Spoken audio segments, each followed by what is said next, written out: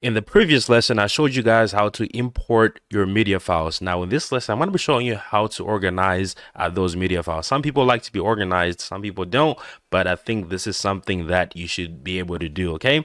All right, so you can see I have my media files that I imported here. Now, to organize these, you're going to go above this here. So you also have your import button here. If you want to import more, you can click this button. It's going to allow you to navigate to the files that you want to import. But if you look over to the right side here of this media section here, see that the first box we have here is going to allow us to either convert this into a grid where you're going to be able to see these thumbnails here, or a list, right? A list lets you see the thumbnails, but I think, a list kind of like doesn't show you the full picture, right? It shows you you have to scroll down in order to navigate through everything. So for this, my preference is going to be a grid here, but if you want to use the list, go ahead and use that. But I think the grid is probably the best option here, okay? Now, the next box here is going to be this sort. Okay. Now, if you have, sometimes you might have hundreds of media files here. Okay.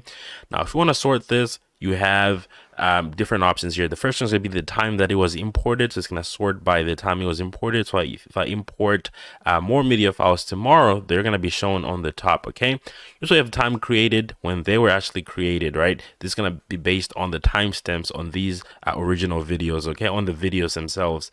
Now we also have by name. Going to do that. We also have by file type, right? So this, I think this is the cleanest way to organize these, really. You can organize this by the file type. You can also have duration, the longest, so the music is the longest, followed by some videos, and then followed by some images here. Okay, now if we go over to what else do we have, shortest to longest. So you can see here, these are all images. The images get proxies as well. What else do we have here? Scroll, go over here. We also have longest to shortest. You can do that as well. So, right, so I'm gonna leave it like that, and I'm also gonna do it by file type. I think this is good here. Okay, it starts off with the videos, or with our videos, it goes to our JPEGs, our images, and it goes to our music. Right, I think this is just organized. Now, if you had a lot of videos here and a lot of media files, you can also filter here, right? So this allows you to kind of like quickly identify what you have. So if you want to look at all the videos, be able to quickly filter, and you can maybe kind of like change, kind of like narrow down your filter, maybe by sounds first, then videos, or something like that, right? So time imported, do sounds first, then videos. Show you that. Okay, videos first and sounds. Now you can also import by audio. You can also narrow down your your search, your sorting by this. You also have images. I have 3 images in here. Okay, I'm gonna go ahead and hit all.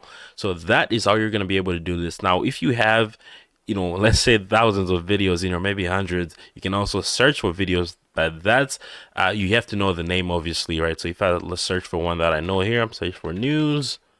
Search, so you can see it gives me the video here that's labeled that. Okay, you can put in keywords, if you know a word is in the name of the video itself, or image, or audio, you can search that. It's going to be able to quickly pull that out, or any of the other videos that might have a similar word within the video name, or audio name, or image name. So that is how you're going to be able to sort.